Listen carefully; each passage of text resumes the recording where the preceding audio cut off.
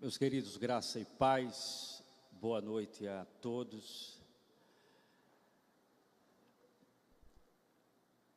Como é que você está? Como é que vocês estão? Eu também pergunto para quem está nos acompanhando do outro lado, do outro lado da tela. Como é que você está? Enquanto ouve essa mensagem ou se prepara para ouvir a palavra. Muito provavelmente, alguns estão mais tristes do que outros, por questões pessoais, familiares. Outros estão mais felizes. Alguns estão mais motivados, outros menos. E é comum, e é normal que assim seja.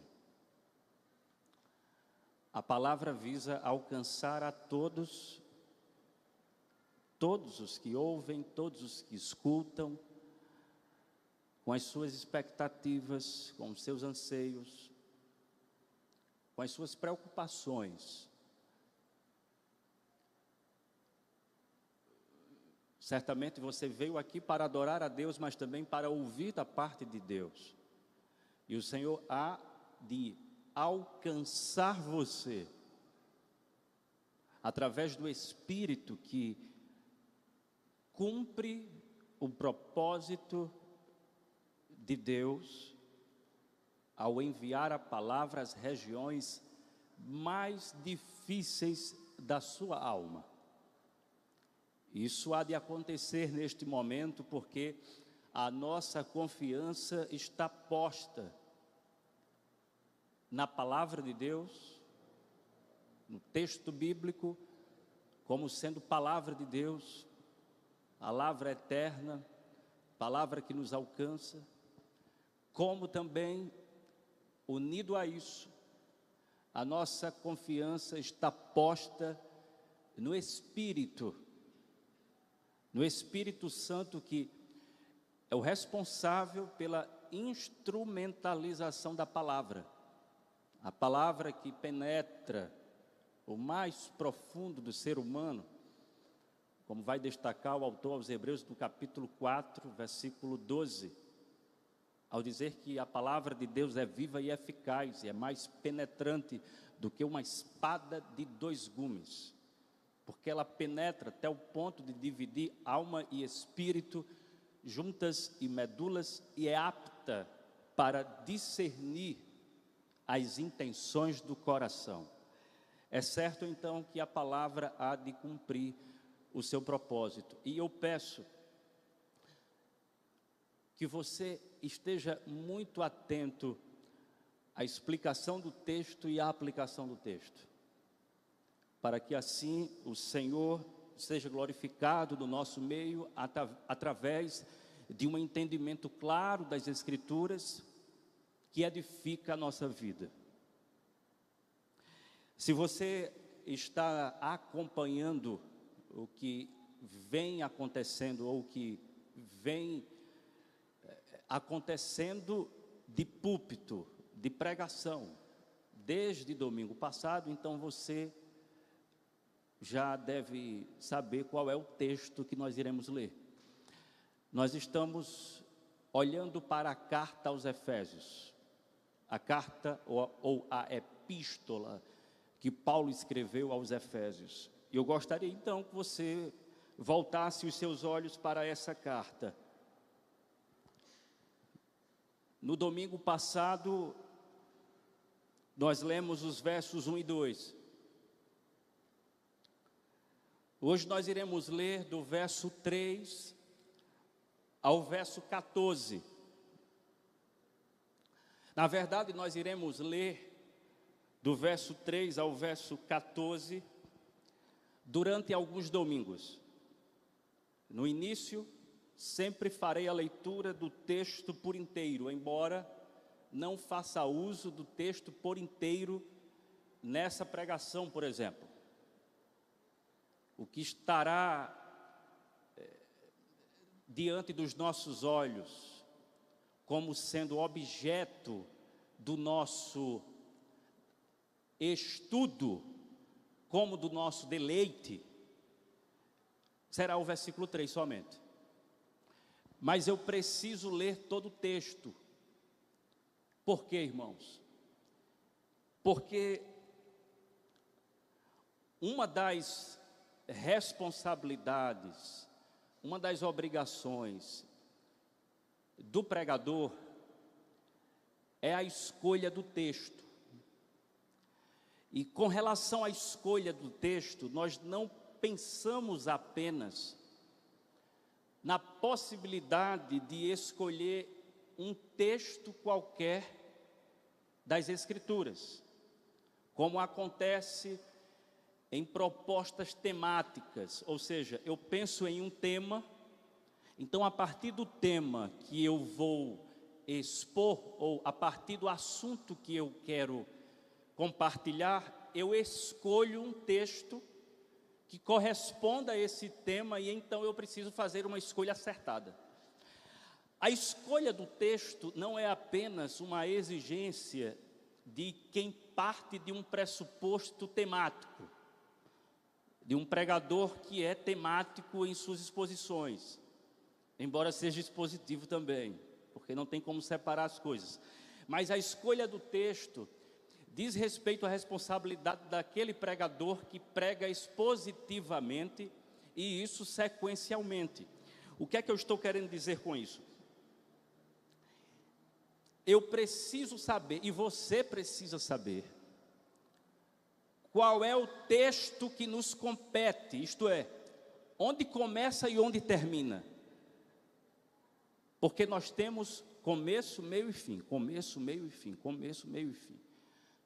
Então você pega uma carta, você tem uma abertura nos primeiros 2 versos, está claro isso. Começo, verso 1, verso 2, saudação, é um primeiro bloco, encerrei. Agora eu preciso fazer a escolha do texto seguinte, onde começa e onde termina. E começa no verso 3 e termina no verso 14. Inclusive na sua Bíblia deve estar nessa estrutura. E por que isso? Porque diz respeito, irmãos, a uma unidade de pensamento. Ou seja, o apóstolo Paulo escreve e ele escreve dentro de uma estrutura que, embora complexa, mas tem um sentido de ser em uma porção textual. Então ele começa no verso 3 e termina no verso 14. Alguns comentaristas, inclusive, dizem que o apóstolo Paulo escreve isso como que pegando apenas um fôlego. Ele não respira. A ideia é que o apóstolo Paulo pega um fôlego e vai começar a falar sem parar. Porque o texto no original, ele não tem vírgula, ele não tem ponto, não há pontuação no texto. É por isso que do verso 3 ao verso 14, é uma composição, é uma estrutura, sem vírgula, sem ponto. O apóstolo Paulo vai falando, e isso em um ritmo que ele mesmo está entregando para a igreja. Então eu preciso respeitar isso e você também. Agora, eu vou concentrar a minha atenção e a sua atenção no verso 3, mas eu quero ler todo o texto. Bendito o Deus e Pai de nosso Senhor Jesus Cristo, que nos tem abençoado com toda sorte de bênção espiritual nas regiões celestiais em Cristo, assim como nos escolheu nele antes da fundação do mundo, para sermos santos e irrepreensíveis perante ele, e em amor nos predestinou para ele, para a adoção de filhos, por meio de Jesus Cristo, segundo o beneplácito de sua vontade, para o louvor da glória de sua graça, que Ele nos concedeu gratuitamente no amado, no qual temos a redenção, pelo seu sangue, a remissão dos pecados, segundo a riqueza da sua graça, que Deus derramou abundantemente sobre nós, em toda a sabedoria e prudência, desvendando-nos o mistério da sua vontade, segundo o seu beneplácito que propusera em Cristo, de fazer convergir nele, na dispensação da plenitude dos tempos, todas as coisas, tanto as do céu como as da terra. Nele, digo, no qual fomos também feitos herança, predestinados segundo o propósito daquele que faz todas as coisas conforme o conselho de sua vontade, a fim de sermos, para louvor da sua glória, nós, os que de antemão esperamos em Cristo, em quem também vós, depois que ouvistes a palavra da verdade, o evangelho da vossa salvação, tendo nele também crido, fostes selados com o Santo Espírito da promessa, o qual é o penhor da nossa herança, até ao resgate da sua propriedade, em louvor da sua glória.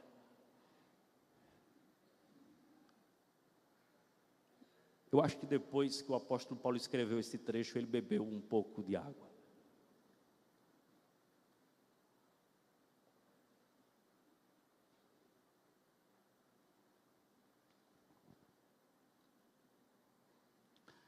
Quero introduzir essa mensagem fazendo uma pergunta de ordem existencial.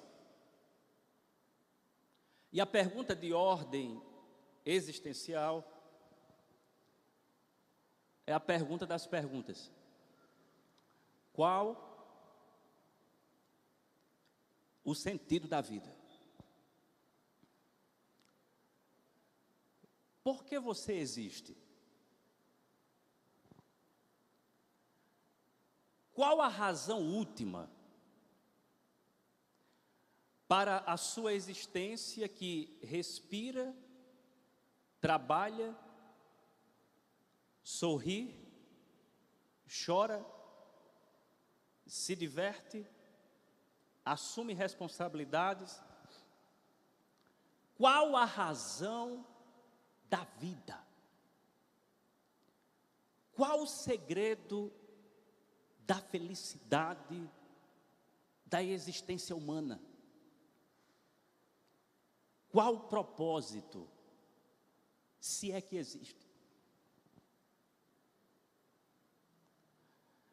Eu quero oferecer uma resposta a essas questões relativas à nossa existência, uma resposta de natureza não existencial, mas uma resposta de natureza teológica, porque é somente uma resposta de natureza teológica que é capaz de responder às questões de ordem existenciais. E aqui eu quero me valer do que os teólogos puritanos do século XVII, na Assembleia de Westminster,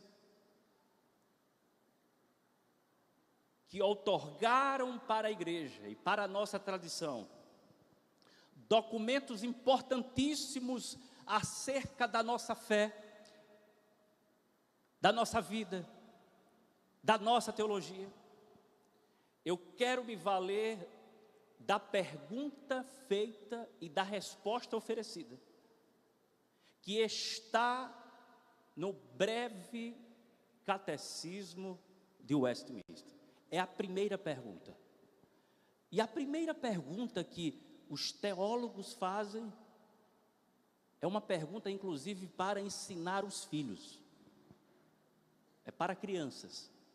E a pergunta é: qual o fim principal do homem. E a resposta que eles oferecem para essa pergunta, que é a mesma que eu fiz em outras palavras: qual o sentido da vida? Por que estamos aqui? Por que respiramos? Por que existimos? Por que nos movemos? Por que trabalhamos? Por que iremos acordar cedo amanhã? Qual o fim principal, perguntam os teólogos. Qual o fim principal e supremo do ser humano?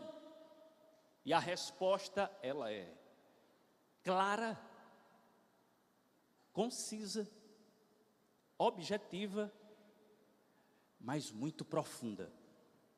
A resposta é: o fim principal do homem, o propósito para o qual ele existe, é glorificar a Deus e gozá-lo para sempre. Eles acertaram o alvo. O propósito da nossa existência é nada mais e nada menos do que glorificar a Deus e gozá-lo para sempre. Acerca disso, a Escritura superabunda com informações, com indícios, com apontamentos, seja em texto narrativo, seja em texto descritivo. Na verdade, toda a Escritura está apontando para o fato inequívoco de que o ser humano foi criado para o louvor da glória de Deus. Do Gênesis ao Apocalipse, no que nós chamamos de a metanarrativa da história da humanidade, considerando o escopo tríplice: criação, queda e redenção, tudo aponta para o fato de que nós existimos para o louvor da glória de Deus. Agora, atenção, acerca disso, possivelmente nenhum texto é tão claro como esse que nós acabamos de ler. O texto de a Epístola de Paulo aos Efésios, capítulo 1, do verso 3 ao verso 14, possivelmente é a expressão mais, eu não vou falar mais clara, mas a expressão mais sublime disso que nós estamos tratando. E lembre-se do que o Dr. Martyn Lloyd-Jones disse: se por um lado Lutero afirmou que a carta aos Romanos é a expressão mais pura do Evangelho, então eu digo que a carta aos Efésios é a expressão mais sublime do Evangelho. Estamos diante de um texto que brilha e que salta aos nossos olhos acerca do que estamos tratando, das questões relacionadas à fome da nossa alma pelo propósito da vida. Estamos diante de um texto que nos fala diretamente sobre isso. E aqui então estamos diante de um registro, ou de uma peça, ou de uma porção textual que se constitui no que os estudiosos chamam de doxologia. O que vem a ser a doxologia? Doxologia é nada mais, nada menos do que um hino de louvor a Deus. O texto, então, é um texto de caráter doxológico. É um hino. Nós estamos diante de uma música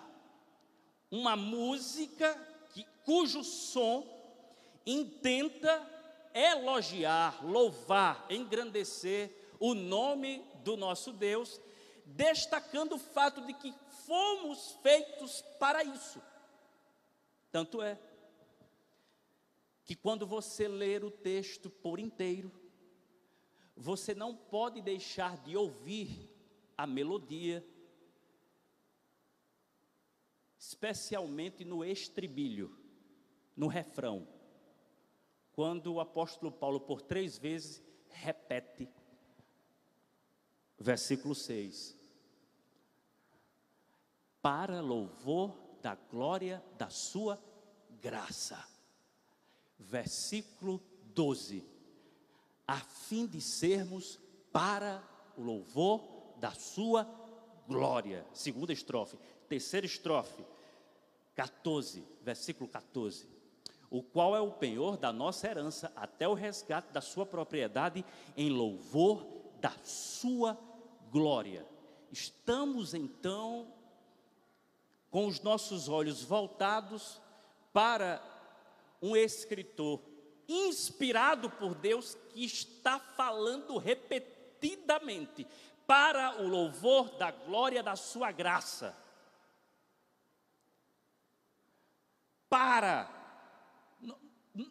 Diante da redenção em Cristo Jesus, sobretudo diante da redenção que há em Cristo Jesus, não apenas numa perspectiva de criação, porque fomos criados para isso, mas agora essa criação da perspectiva da redenção nos coloca diante do fato de que nós só podemos encontrar algum sentido para a nossa vida se vivermos para o louvor da glória dele. Não apenas o estribilho, a estrofe, fala sobre o louvor, mas o texto como um todo é tecido por um coração que está fervendo de gratidão a Deus, alinhado a uma mente que eclode com pensamentos extraordinários e magníficos acerca do ser de Deus. E esse ser, que é o apóstolo Paulo, esse sujeito, com coração cheio de gratidão e com uma mente afiada para não errar o alvo, ele então se transforma em um adorador, deixando sua alma nesse texto e dizendo para o seu público, para os seus leitores, a seguinte informação e a seguinte mensagem: só existe uma maneira adequada de se viver, e a única maneira adequada, correta, certa, infalível, a única maneira de viver adequadamente, sobretudo diante do Criador e Redentor, é vivendo para o louvor da sua glória. Estamos diante de um texto de natureza adorativa, portanto. Um texto que é pura adoração. Um texto onde o apóstolo Paulo rompe a sua vida e permite com que enxerguemos que o que ele está fazendo aqui é cantando um louvor, adorando a Deus, permitindo sua mente voar como uma águia, meio que sem direção, mas se maravilhando na experiência que é se abandonar nesse ser de Deus, contemplando não apenas a criação, mas especialmente todas as bênçãos espirituais em Cristo Jesus. Há um perigo, contudo, nessa melodia. E qual é o perigo? Há um único perigo aqui. E esse perigo, quem destaca é, mais uma vez, o Dr. Martyn Lloyd-Jones. Há um perigo. Qual é o perigo? É de nós nos deixarmos sermos levados pelo som das palavras e pelos arranjos delas. E então ficarmos tão perplexos e nos esquecermos de analisar a riqueza da letra e pausar a música para considerar cada parte. O que é que o Dr. Martyn Lloyd-Jones está dizendo? Não se apressem num texto como esse. É o perigo, fazendo uma outra ilustração, de nós olharmos para a floresta toda, o que deve ser feito, mas de não percebermos a singularidade das árvores. Temos aqui uma floresta de adoração, mas temos árvores diante das quais nós precisamos parar e nos deixar à contemplação. E eu quero parar na primeira árvore, que é a árvore do versículo 3. O que nos interessa? Bendito o Deus e Pai de nosso Senhor Jesus Cristo, que nos tem abençoado com toda sorte de bênção espiritual nas regiões celestiais em Cristo. Nós estamos diante do que eu chamo o sumário da razão do nosso louvor.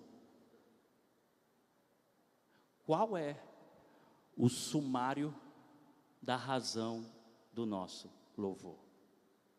E a resposta no texto segue-se da seguinte maneira: o sumário da razão do nosso louvor é quem é Deus e o que Ele fez por nós. Esse é o sumário da razão do nosso louvor. Todo o texto está nessa direção, mas o versículo 3 é o sumário. É como que se você abrisse um inário e no começo olhasse do que trata, das músicas. E aí você vai para o sumário, pode ser de um livro, se você quiser, para saber qual é o conteúdo. Em linhas gerais, a canção trata do ser de Deus e do que Ele faz, ou do que Ele fez por nós. Então, nessa direção eu quero tentar responder duas perguntas. Quem é Deus? E o que Ele fez por nós? Eu preguei, eu acho que na quarta-feira passada, ou retrasada, não lembro. Retrasada. Sobre um texto que eu preguei inúmeras vezes. E eu disse aos irmãos, eu disse, irmãos, esse texto, ele é fácil de se compreender.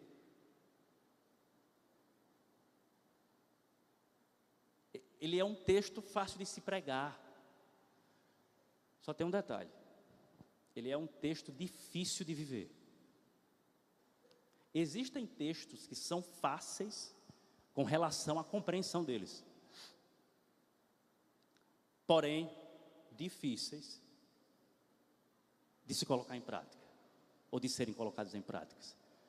Um exemplo claro está aqui na própria carta aos Efésios, quando no capítulo 5, versículo 21, versículo 20 e 21, ele diz assim: olha, dando sempre graças por tudo a nosso Deus e Pai, em nome de nosso Senhor Jesus Cristo, sujeitando-vos uns aos outros no temor de Cristo. Eu não tenho dificuldade de entender um texto como esse, e eu acredito que você não tem. Dando graças a Deus, sujeitando-vos. Só que a dificuldade do texto é justamente de pô-lo em prática. Por sua vez, existem textos que não pedem absolutamente com relação à prática. Por quê? Porque não tratam de o que você deve fazer. São textos que simplesmente apresentam, por exemplo, o ser de Deus. E esses textos que não pedem nada da minha vida, a não ser uma contemplação, uma admiração, uma condição embasbacada, onde você fica simplesmente assim, dizendo, meu Deus, o que é isso?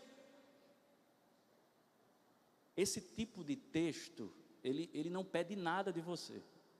Ele está apenas apresentando algo. Ele está apresentando Deus.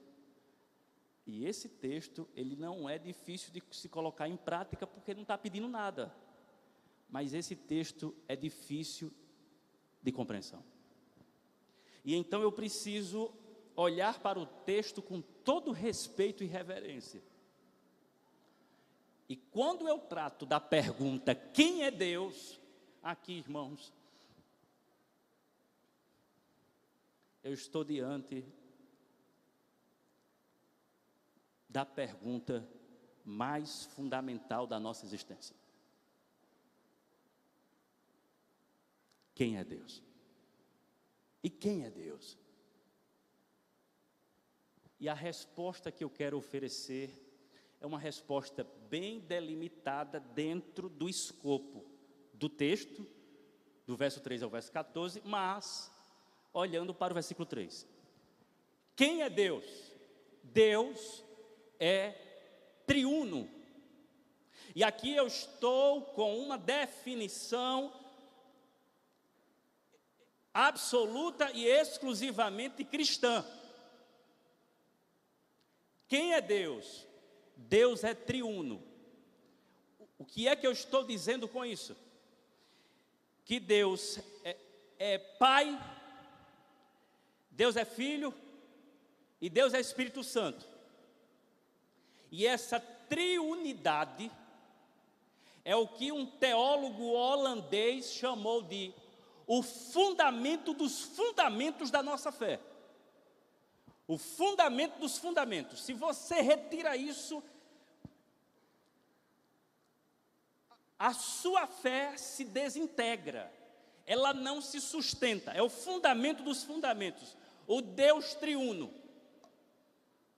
Deus Pai, Deus Filho e Deus Espírito Santo. Note que numa mesma linha, como ocorrera na mensagem passada, e eu destaquei esse ponto, numa mesma linha, o apóstolo Paulo coloca o Pai e o Senhor Jesus Cristo, numa mesma linha. Ele coloca que Deus e Pai de nosso Senhor Jesus Cristo, ele está aqui colocando o Filho em equivalência ao Pai, dizendo em outras palavras que existe deidade no Pai, é divino, é Deus o Pai, e que existe a mesma deidade, a mesma divindade no Filho. O Espírito Santo, ele pode ser enxergado como aquele que está fazendo toda a intercessão das bênçãos espirituais, que aparece aqui no texto, mas nós não precisamos fazer esse esforço, porque já no versículo 13, o texto deixa claro que nós fomos selados com o Espírito Santo da promessa. Desta sorte, o texto ele é de natureza trinitária, não tem como escapar disso. Não há dúvida sobre isso. Estamos diante de um texto trinitário. O que significa? Significa que nós não podemos adorar a Deus a menos que a nossa concepção de Deus seja uma concepção trinitária. Isto é, quando adoramos a Deus, estamos adorando Deus Pai, estamos adorando Deus Filho, estamos adorando Deus Espírito Santo.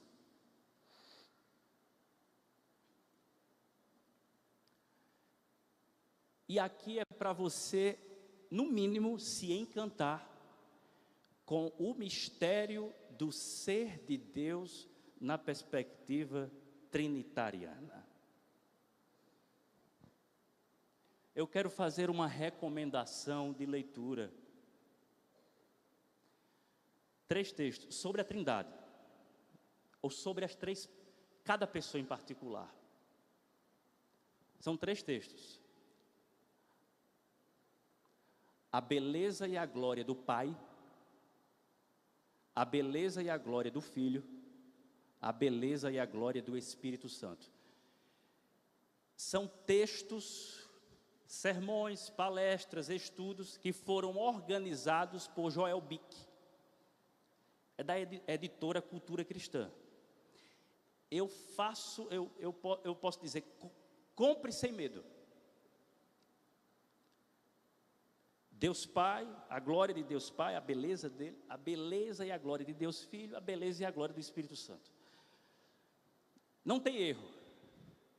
Sempre que quero, assim, estudar a Trindade de uma maneira mais pastoral, eu recorro a esses textos.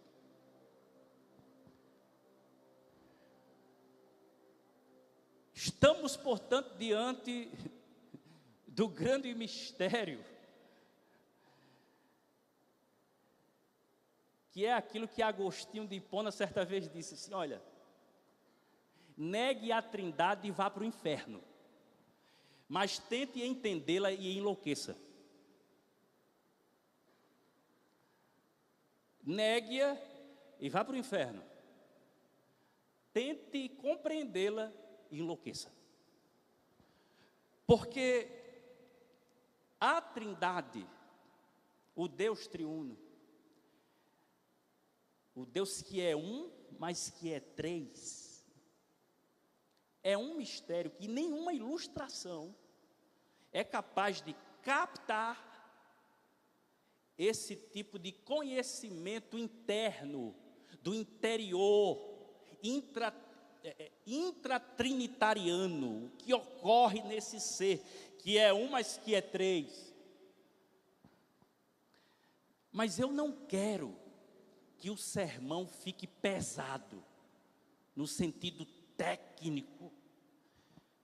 Eu quero que o sermão fique leve e que você se deleite, pensando no seguinte: existe na teologia aquilo que nós chamamos de os atributos incomunicáveis de Deus. Quais são os atributos incomunicáveis de Deus? Eu posso destacar alguns. Autoexistência é um atributo que só pertence a Deus. Ele não comunica isso ao ser humano, ele não empresta isso ao ser humano. É incomunicável. Autoexistência. Então você está diante de um Deus que é autoexistente e o próprio ser dele demanda que ele exista. Ele não pode não ser, ele tem que ser, porque ele é autoexistente. Então ele não tem nem como ser questionado em sua existência, porque ele é autoexistente. É o Deus, eu sou o que sou. Imagine a sua imutabilidade, outro atributo incomunicável. Você passa, você muda, você envelhece, você tem ruga, mas Deus não tem rugas. Estamos diante de um ser que não muda. Estamos diante de um ser que nem ganha e nem perde, que é perene em sua eternidade.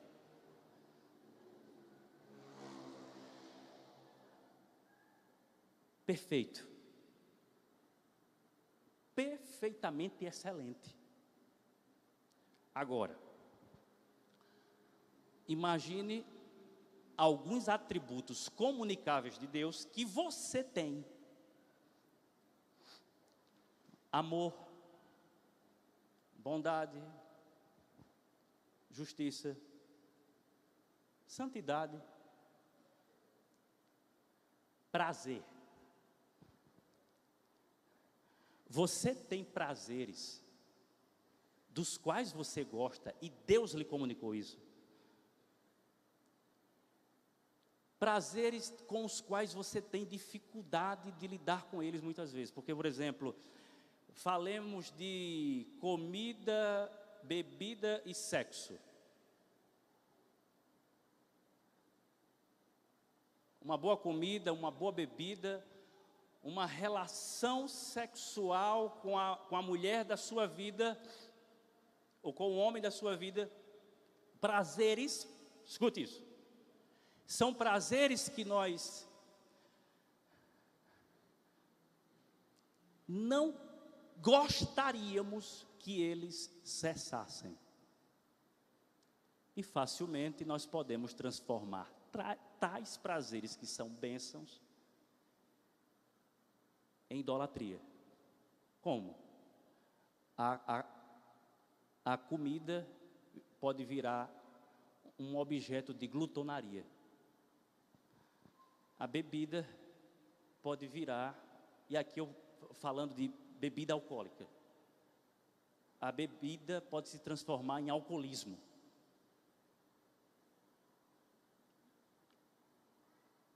O sexo, que é uma bênção, pode se transformar em libertinagem.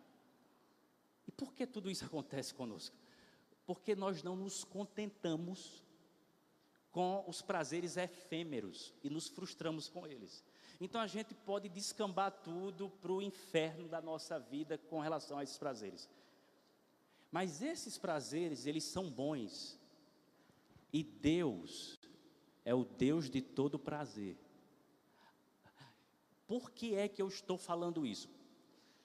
Porque eu preciso que você faça agora uma conta somando ou multiplicando atributos incomunicáveis com atributos comunicáveis. Imagine então um Deus que é todo prazer e que se deleita o Pai no Filho, o Filho no Pai, o Espírito no Filho, o Filho no Espírito. E esse ser, por ser perfeito, ele nunca cessa de ter prazer. Um ser autoexistente e que na relação intratrinitariana, ele não sabe o que é não ser feliz. É por isso que Jonathan Edwards, a grande mente pensante do século XVIII, o grande teólogo, avivalista também, a sua tese é a seguinte: por que Deus criou o mundo? E por que ele levanta essa pergunta, irmãos? Porque ele está partindo justamente do pressuposto de que Deus é autossuficiente e que não é carente de nada e nem de ninguém. E que somente esse Deus triuno seria o bastante, sem a necessidade de criar alguma coisa para ele mesmo, no sentido de querer se relacionar porque estava sozinho numa eternidade escura. Jonathan Edwards, então, considerando tudo isso, diz: a razão pela qual Deus criou o mundo foi uma só: compartilhar a sua felicidade. Ele não está carente de nada. Ele transborda da sua felicidade quando cria todas as coisas. E quando cria você, a sua imagem e semelhança, ele está compartilhando felicidade e dizendo: eu quero que você participe do meu ser, do meu amor, da minha bondade, da minha santidade, da minha misericórdia. Estamos diante da maravilha do ser de Deus nas maiores alturas do nosso entendimento. Diante disso, uma aplicação prática. Olha, nós adoramos a Deus em louvor, e aqui eu estou sendo bem específico. Nós adoramos a Deus em louvor, cantando, porque nós adoramos a Deus com toda a nossa vida, no nosso trabalho, no nosso cotidiano, devemos fazê-lo, ao menos. Mas nós adoramos a Deus com o nosso louvor de maneira extremamente racional. Note, o apóstolo Paulo está em um ato de adoração a Deus, falando de um Deus que é triuno. Isso exige que uma mente esteja fazendo uso de suas propriedades de tal modo que essas faculdades estejam em serviço a essa glória. E com isso, o uso da razão no meio evangélico, ele não pode ser ignorado, rejeitado, suspenso por alguma experiência mística, onde alguém diz que entrou em um estado inconsciente que não lembra de nada. A nossa adoração de louvor a Deus é uma adoração que tem a razão como instrumental, algo que está sendo usado, e essa mente está a serviço dessa glória, e portanto, eu não estou em um culto onde as pessoas que estão aqui nos conduzindo em adoração levam a igreja para um estado de êxtase espiritual,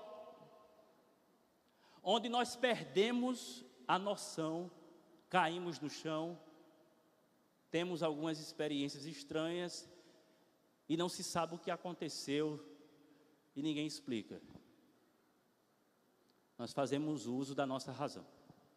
Inclusive cantamos músicas e fazemos uso da razão e questionamos.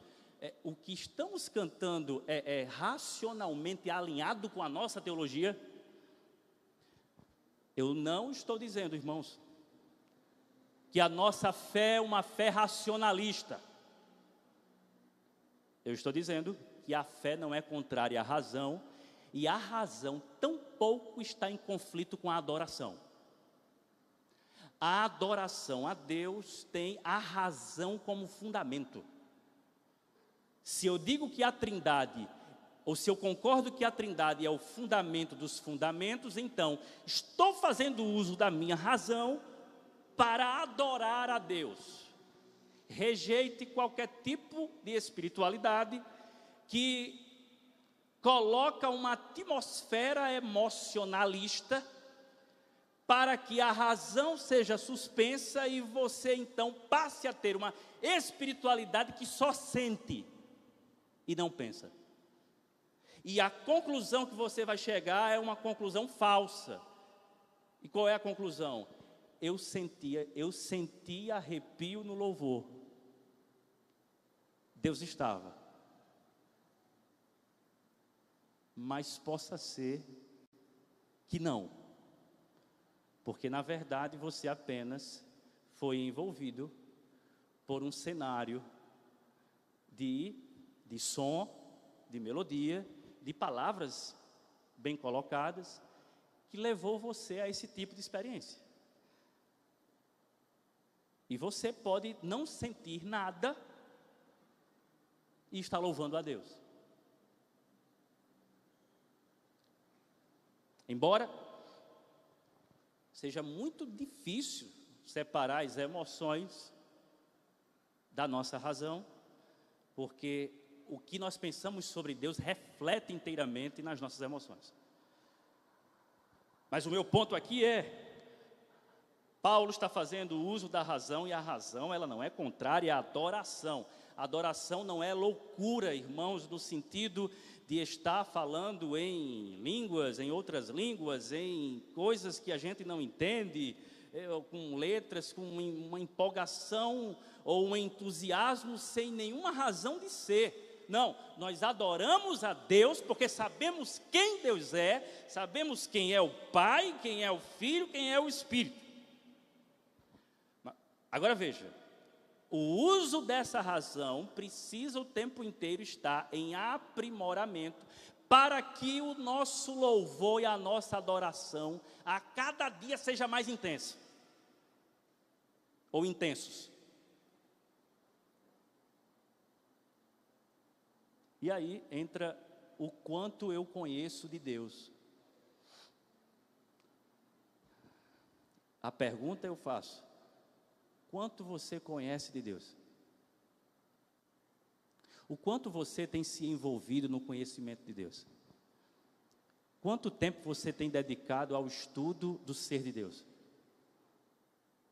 É a coisa mais importante da sua vida. Quanto tempo você tem separado, se dedicando ao conhecimento mais estupendo do cosmos, o conhecimento do ser de Deus? E aí, irmãos, existem graus de conhecimento. Eu posso usar aqui a ilustração, que alguns já usaram, e que até hoje usam, do conhecimento do mar. Alguém pergunta assim: você conhece o mar? E aí eu posso dizer: conheço. Só que o meu conhecimento é da perspectiva de que vai para a beira-mar e que fica olhando para o mar. Mas se você pergunta a uma outra pessoa: você conhece o mar? E essa pessoa diz: eu conheço. Mas é alguém que pega um barco e vai mar adentro. Quando ela diz eu conheço, ela está dizendo em outra perspectiva. E se você pergunta a uma terceira pessoa: você conhece o mar? E essa terceira pessoa diz assim: eu conheço. Mas essa pessoa que conhece não é nem a pessoa que está fora observando e nem a pessoa que está velejando, mas é um mergulhador. A resposta tem uma perspectiva totalmente diferente. Você conhece a Deus? E como você conhece a Deus? Qual é o tipo de contemplação que você tem? E aqui o chamado é para que cada um mergulhe nesse universo do conhecimento de Deus. E à medida que isso ocorre, agora escute,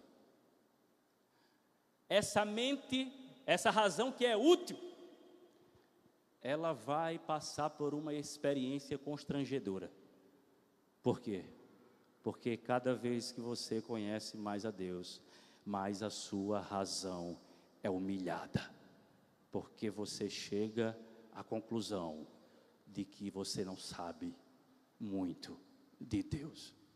Que o seu conhecimento é pequeno, que o seu conhecimento é limitado, que o seu conhecimento é ínfimo, que o seu conhecimento precisa ser expandido ainda mais. E quanto mais você usa a mente para conhecer a Deus, mais você diz: eu não conheço o suficiente. E aí então, o que me resta é cair de joelho, ou de joelhos, em uma ação de rendição e adoração absoluta.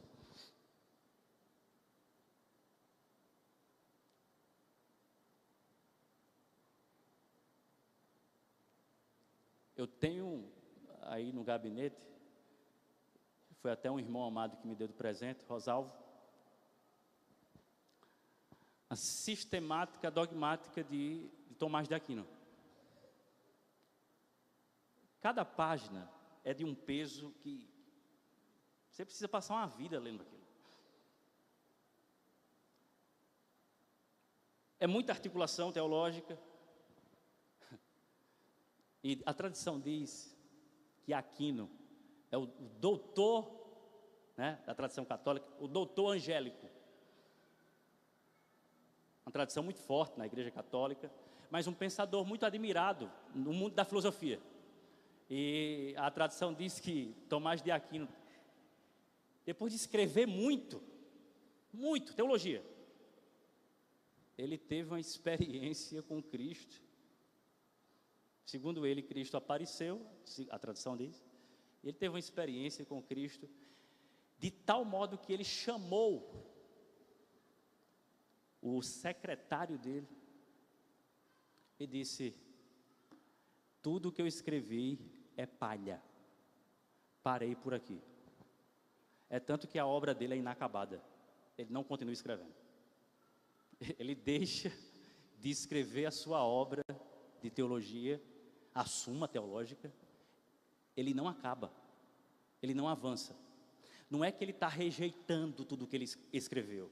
É que ele está dizendo, eu não tenho dimensão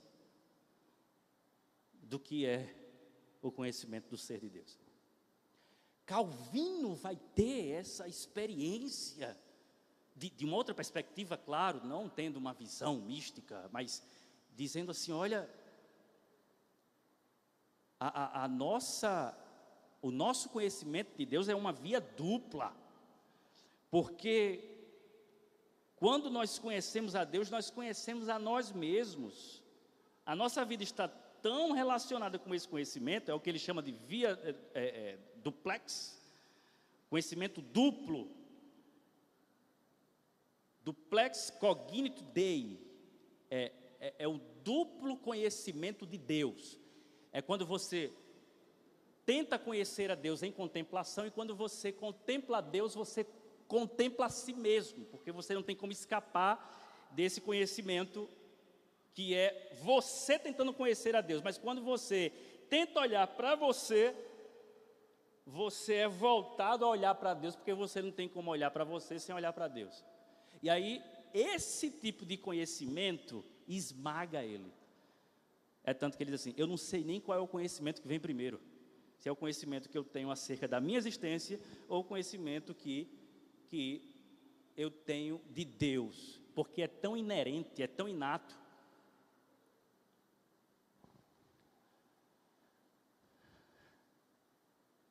E aqui caberia uma aplicação.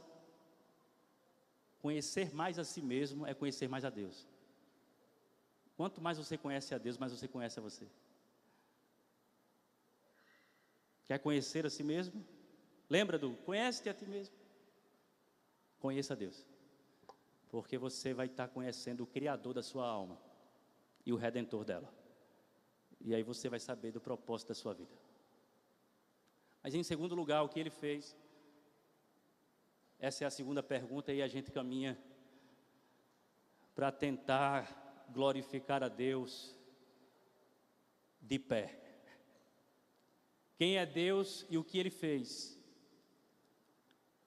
Diz o apóstolo Paulo, bendito o Deus e Pai de nosso Senhor Jesus Cristo, que nos tem abençoado com toda sorte de bênção espiritual nas regiões celestiais em Cristo. O que Ele fez? Nós estamos aqui, irmãos, diante de uma fileira de bênçãos. Essa é a palavra usada por Jonathan Edwards. É uma fileira de bênçãos espirituais que começa no versículo de número 3. O doutor William Hendrickson, ele vai usar a metáfora de que o versículo 3 é o início de uma bola de neve que vai rolando colina abaixo. É melhor tratar com essa bola de neve no início, porque você não suporta quando ela vai descendo. São bênçãos enfileiradas. E aqui nós estamos analisando esse início. E esse início é o sumário.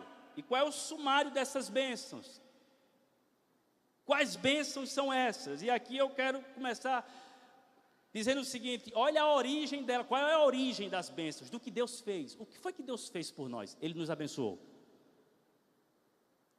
Você é um abençoado. Você é uma abençoada. Porque Ele nos abençoou. Mas, primeiro, qual a origem? E a origem, Deus Pai. Bendito seja Deus e Pai. E aqui nós somos reportados, irmãos, ao Gênesis. Porque Gênesis capítulo 1, versículo 28, depois que o Senhor cria todas as coisas e finaliza com a coroa da criação, o ser humano, a sua imagem e semelhança, diz Gênesis 1, 28, Deus os abençoou. Isso é muito significativo porque as divindades pagãs da época e de todas as épocas, é muito difícil você encontrar alguma divindade que abençoe a criatura sem que a criatura esteja envolvida em um relacionamento de barganha ou de feitiçaria com essa divindade. O que estou falando é que no Gênesis capítulo 1, versículo 28, Deus abençoa porque Ele quer. É uma ação livre, é uma ação gratuita, é um favor imerecido. A graça já está ali. Quando nós olhamos para Efésios, Paulo diz: bendito Deus e Pai de nosso Senhor Jesus Cristo, que nos tem abençoado. E aqui, irmãos, é uma bomba para o contexto da cidade de Éfeso, que era uma cidade, como você já sabe, extremamente possuída em sua cultura pelo sobrenaturalismo. Ou seja, as religiões, o sincretismo, o paganismo, tudo isso estava muito incrustado na cultura de Éfeso. Uma cidade onde você tem o centro de adoração à deusa Diana e culto a essa deusa, onde havia comércio. Os artesãos faziam miniaturas da deusa para vender, e anualmente havia festas de natureza religiosa, onde pessoas viajavam para essa cidade a fim de prestar culto a divindades e se relacionar de maneira barganhosa. Quando o apóstolo Paulo diz assim: bendito seja o Deus e Pai de nosso Senhor Jesus Cristo, que nos tem abençoado com toda sorte de bênçãos, a mensagem é clara: Ele abençoou vocês sem que vocês fizessem absolutamente nada. Ele abençoou porque Ele é a fonte de toda bênção. Foi de graça. Olha, você não pode manipular Deus. Você não pode barganhar com Ele. Você não pode negociar. Você não pode ficar compensando tampouco os seus problemas, dizendo a Deus: eu farei isso porque eu fiz isso. Ele te abençoou gratuitamente. Você não fez nada e nem pode fazer nada para que esse Deus te abençoe. Então, rejeite qualquer tipo de relação com uma divindade pagã, o que é muitas vezes propagado aí no nosso meio. Vamos à igreja buscar a Deus, mas que Deus? Que Deus? Será que trata-se de Deus o Pai? E aí muda tudo. Porque Deus o Pai, como disse John Stott, é o nome cristão para Deus. Jesus ensinou na oração do Pai Nosso: quando vocês orarem, Pai Nosso, Abba, mudou a relação. Eu já não tenho uma relação tóxica com uma divindade, onde eu olho para ela e fico com medo dessa divindade me punir. Não que essa divindade não puna, e não que esse ser divino não tenha disciplina. Não é isso. O que eu estou falando é que o meu relacionamento com o Pai é com o Pai. Eu me relaciono com um Deus que me ama como Pai e que me aceitou em Cristo Jesus na sua família.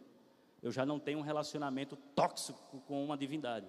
Eu tenho um relacionamento de paz com esse Deus que instalou paz na minha vida. Então, se você está com medo de que na próxima esquina Deus lhe castigue, pode saber que isso é uma seta de Satanás na sua cabeça. Porque Deus não se relaciona com você assim. Se você fica em algum momento achando que alguma coisa ruim vai acontecer porque está indo muito bem, e Deus vai arrumar alguma coisa para estragar os seus sonhos, pode ter certeza que isso é fruto de uma imaginação que brota de uma seta maligna, nunca de uma razão que está alinhada com Deus que é Pai. Porque o Deus que é Pai não vai lhe pegar. O Deus que é Pai não vai maltratar a sua vida. O Deus que é Pai vai lhe tratar como filho adotado mediante Cristo Jesus, e vai dizer todos os dias da sua vida: eu amo a sua existência. Essa é a origem das nossas bênçãos. Mas qual é o tempo verbal dessas bênçãos? Veja, bendito seja o Deus e Pai de nosso Senhor Jesus Cristo, que nos tem abençoado. E aqui, irmãos, nós temos um tempo verbal que deve ser destacado. E qual é o tempo verbal? É o que nós chamamos, isso está no texto grego, tá, irmãos? Isso é do texto original. É o que os estudiosos chamam de tempo aoristo. O que é o tempo aoristo? É um tempo verbal que coloca as coisas no passado, mas que não é no sentido cronológico, como algo realizado apenas no passado. É algo que foi feito, cujos benefícios são permanentes. Esse tempo verbal aoristo, que aparece no texto grego, aponta para o fato de que foi realizado algo em nosso favor que nunca se acaba. E o que é que foi realizado? Nós fomos abençoados com toda sorte de bênçãos espirituais. O Senhor te abençoou com regeneração, o Senhor te abençoou com perdão, o Senhor te abençoou com dons espirituais, o Senhor te abençoou sobretudo com o selo do Espírito. Você é a habitação do Espírito Santo, Deus que habita em nós. E essas coisas não voltam atrás. Desta sorte, o crente não é alguém que está na casa de Deus pedindo a Deus para ser abençoado. O crente é alguém que vem à casa de Deus agradecendo a Ele porque já é abençoado. Você já foi abençoado com bênçãos espirituais. E aqui, irmãos, entra a natureza dessas bênçãos. São bênçãos de ordem espiritual.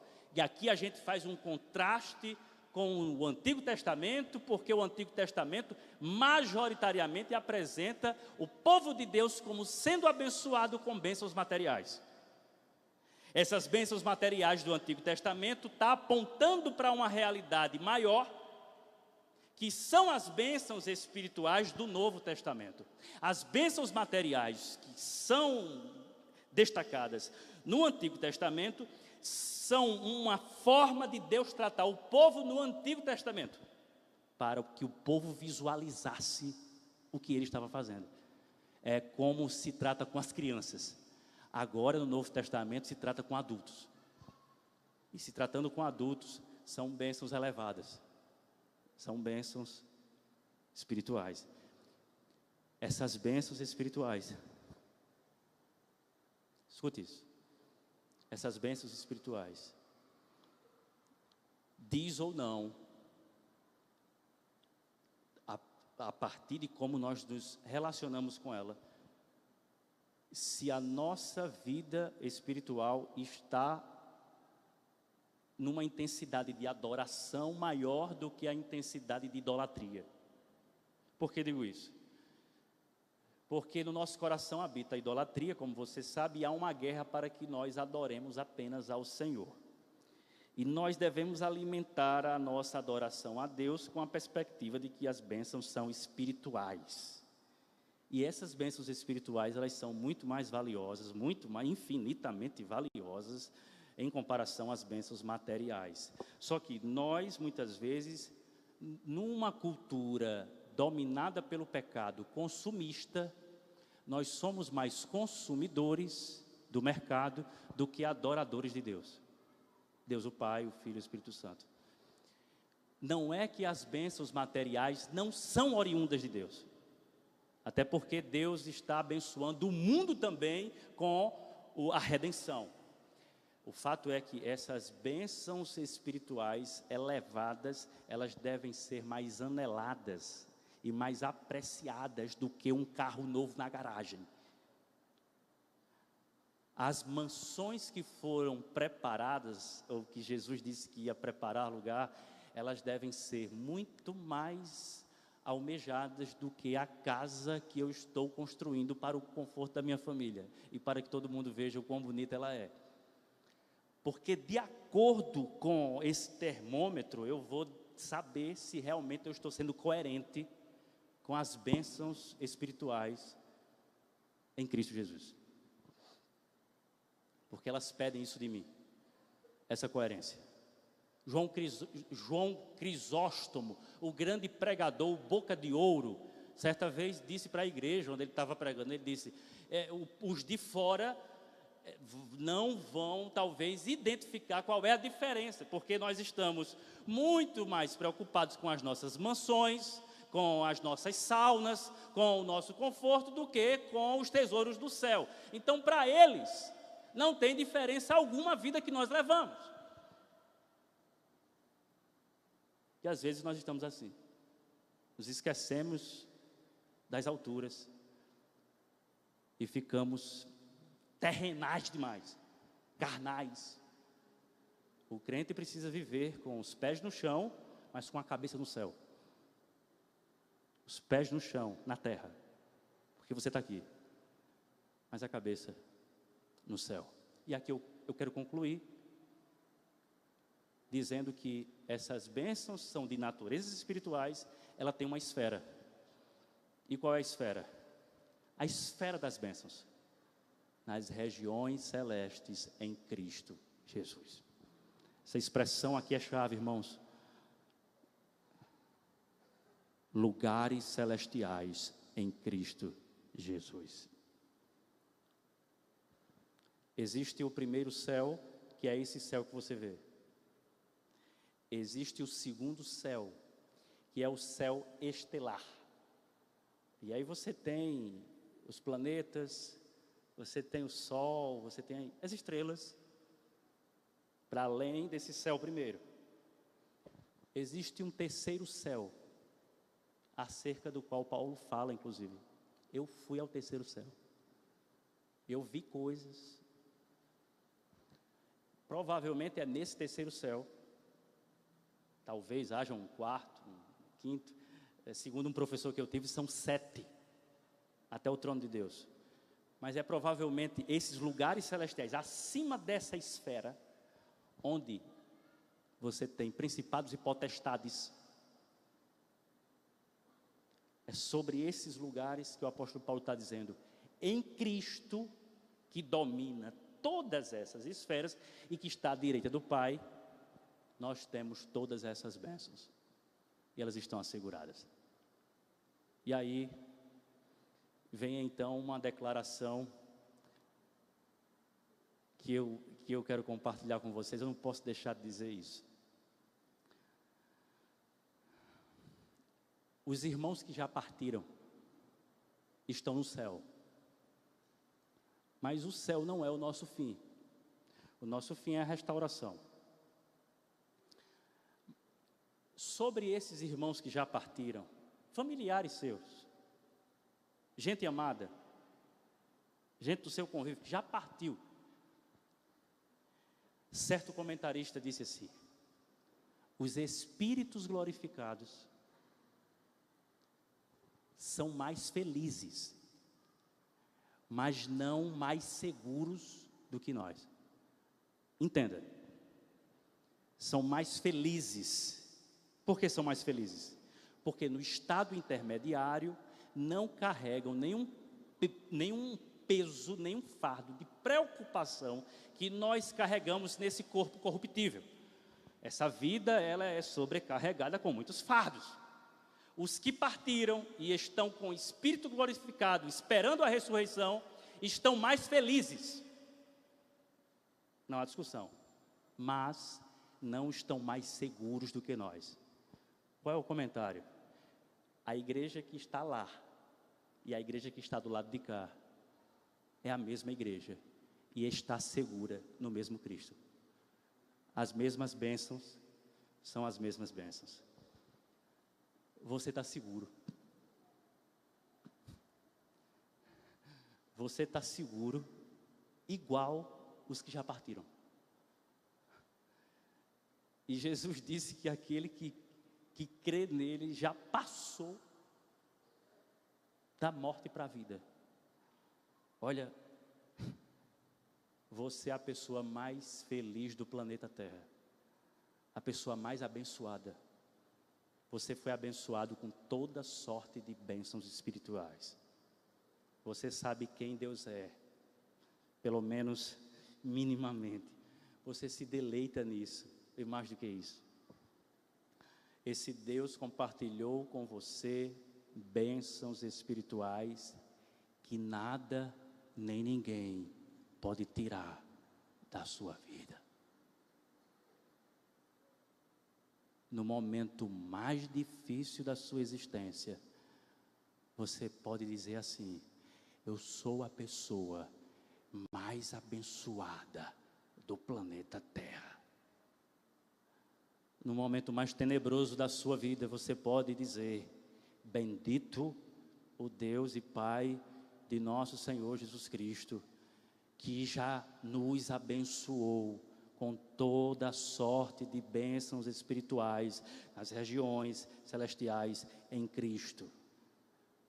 Quero concluir dizendo o seguinte: quando Paulo escreveu esta carta, ele não estava num gabinete pastoral com ar-condicionado.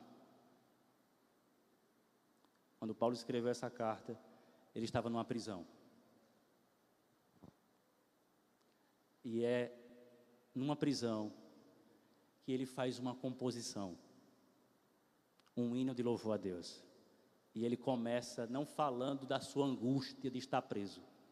Ele começa dizendo: bendito o Deus e Pai. A gente precisa se encontrar mais. E ao se encontrar mais, compartilhar menos as nossas dores e enfatizar mais: bendito o Deus e Pai. A gente precisa se encontrar mais e olhar para o outro e dizer assim: tu és uma bênção de Deus. Nós precisamos nos encontrar mais, e enquanto o outro chora com suas dores, claro, olha, eu só te digo uma coisa: bem-aventurados que choram, porque serão consolados. Você já foi abençoado com toda a sorte de bênção. O Senhor já perdoou todos os teus pecados. Nas próximas mensagens a gente vai ver aqui sobre, por exemplo, a bênção da eleição. A gente vai tocar na doutrina da predestinação. Aqui eu já faço o convite: olha, próxima mensagem já entra na predestinação, uma das doutrinas mais altas. Você já foi abençoado, você já foi eleito, você foi escolhido para carregar essas bênçãos e se humilhar diante de Deus e dizer: Senhor, eu não mereço nada disso, mas aprove ao Senhor.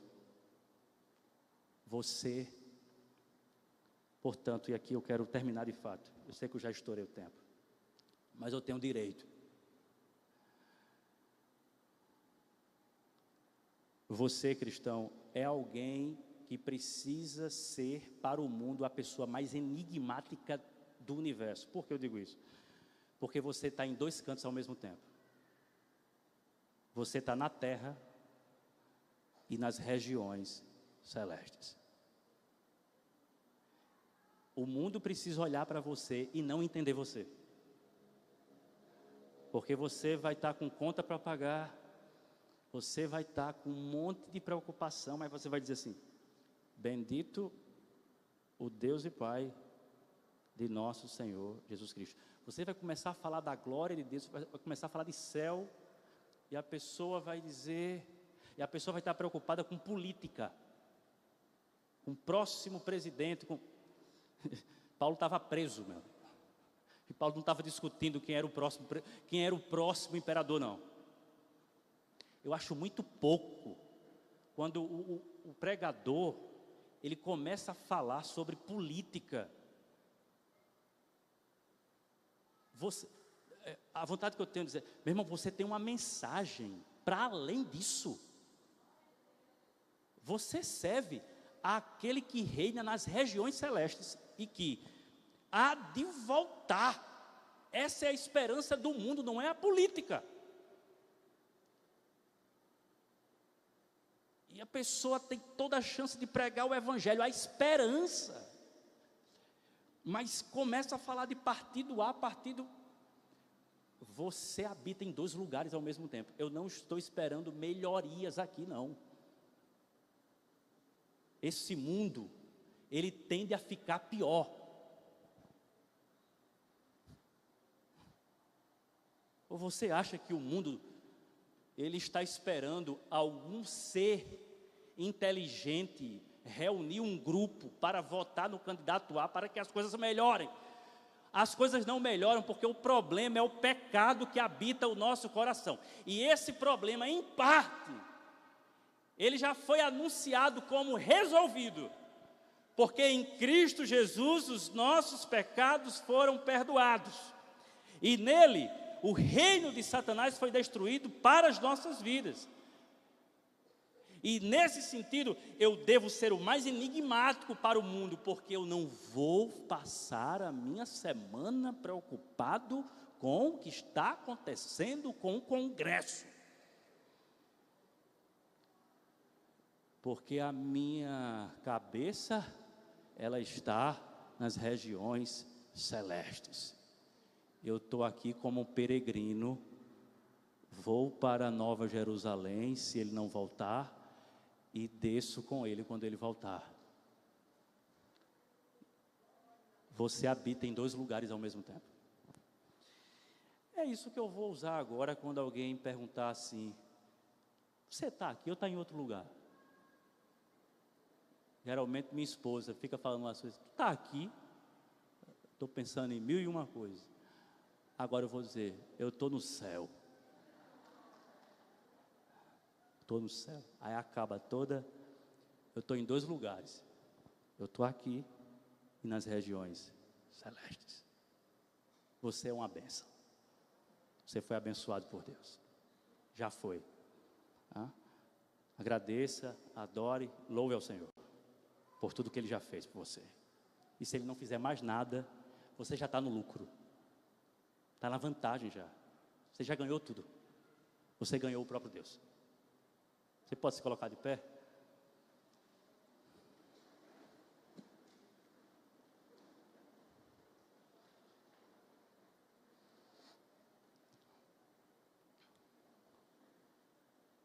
Pai bendito e amado, nós queremos louvar o Teu nome pelas bênçãos recebidas em Cristo Jesus, pela natureza dessas bênçãos, bênçãos espirituais. Nós queremos louvar pelo que Tu és, acima de tudo. Tu és o Deus triuno, que se revelou de maneira exata na pessoa do Filho, e que habita em nós pelo Espírito. Nós Te louvamos, Senhor. Continue deixando a nossa mente cativa à Tua palavra, porque dessa maneira nós andaremos pisando nas nuvens, porque a vitória já foi garantida em Cristo Jesus. E as tribulações que passamos, elas são leves e momentâneas, comparadas ao peso de glória que está reservado para nós.